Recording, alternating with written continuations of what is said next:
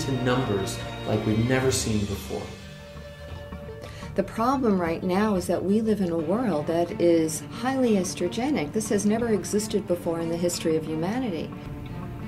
So when I had the first episode of breast cancer diagnosed, I went into the same shock that everybody goes into. You know, when we get cancer, when I got cancer, I know that there's stress that caused the disease on some level, that inhibited the body's healing response.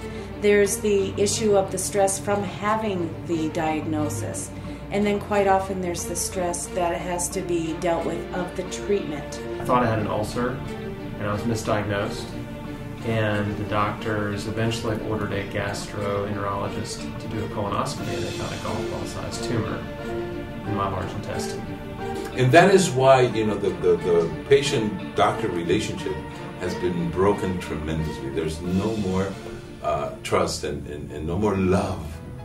And something has got to change if we are to live healthy, happy, cancer-free lives as we once did. The term that's out now, the buzzword is genetics, because they just mapped the human genome. In other words, they now know there's about 21,000 genes, and everyone's thinking everything is genetic. I used to be a competitive bodybuilder. I used to tan in the tanning beds. I used to lay out in the sun all the time, and I got burned several times. I've had several cancers on my face, on my legs, that I've taken care of with natural treatments, not surgery, not radiation, chemo. They were basal cells, and they're gone. The genetics are functioning as a response to the swimming pool, the aquarium that they're swimming in. And that's the epigenetics. And so that we have control over. With a fully functioning immune system, you're not going to have a cancer diagnosis. And so the thing that's happening is these foods that we're eating, the air that we're breathing, these chemicals, the chemicals in our water, the chemicals, the electromagnetic pollution, all of these toxicities that we're being bombarded with are compromising our immune system.